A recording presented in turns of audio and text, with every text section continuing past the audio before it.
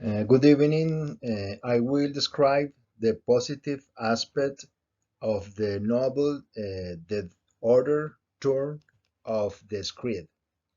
Is set in the context of the mid-19th century, where night lifting was by means of tapers, candles, and long-distance communication were by means of letters in a large English country mansion, which gave a mysterious atmosphere, though the history it tells the story of a young governess who remains a possessions of said mansion.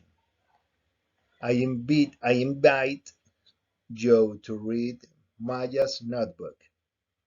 The governess begins to have what seem to be hallucinations of ghosts and to hear their voices, which are denied by the children Flora and Miles, who are the nephews of the owners of the mansion and by the housekeepers. Mr. Gross, in as the novel progresses, the voice and ghostly apparitions increase, but only the governess is able to say them, so she comes to believe that she is the victim of some macabre plan. In order to clarify this anomalous situation and protect the children from any bad influence, he decides to find out who those deceased people who appeared to him were, and Mr. Gross confesses that they were some inhabitants of the mansions. On was Mr. Peter Quint, a former servant of the owner of the blind mansion, but of reprehensible behavior, who spent time with the Miles child, but who died on morning. Mr. Gross tells him that while Mr. Quaint arrived drunk, he was found outside with a blow to the head, and Miss Jazels was the former governess. Apparently, she had a more than friendly relationship with Mr. Peter Quint, and died in unclear circumstances for Mr. Gross, but were rogues to whom only good would forgive their infamies and abuses. You want to read a word of another genre. Read The House of Bernarda Alba.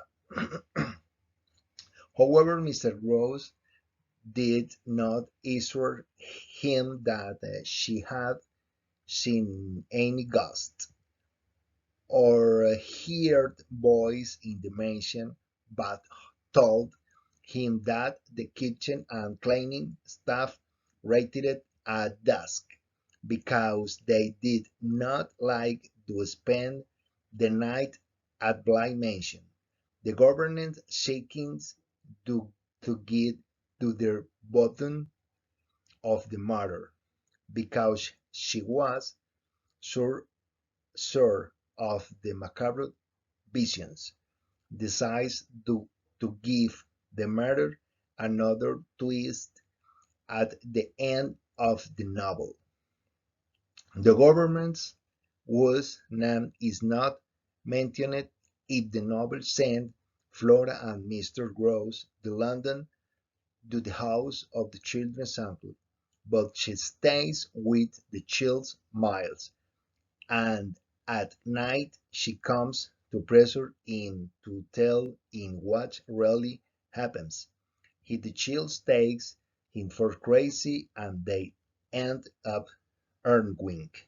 In the middle of the discussion, she sees the ghost of Mr. Quint and tells Miles that her learning out the windows in the Mr. Quint. The other twist and when the chills, which pressure and accusation from the governess, has a heart failure and dies. She is left crying inconsolably, without knowing what was happening, just like the readers of this novel, in which the visions were real, whether they are believed to be in the protagonist's mind, or taken as a psychological conspiracy to get her out of the mansion. I invite you to read Shadow's Hunters. Apparently, the Flora and Miles children had great affection for the previous governess and for Mr. Peter Quinn, despite the fact that Mr. Gross considered that the relationship between Mr. Quinn and the Miles children were not the most appropriate, and that for this reason she considered Mrs. Gisel's, Mr. Quinn's, presumed lovers, and guilty of some behavioral disorder of Miles because of that affections that the children felt. The new naming thought that they were plotting something against her. Thank you. Good night.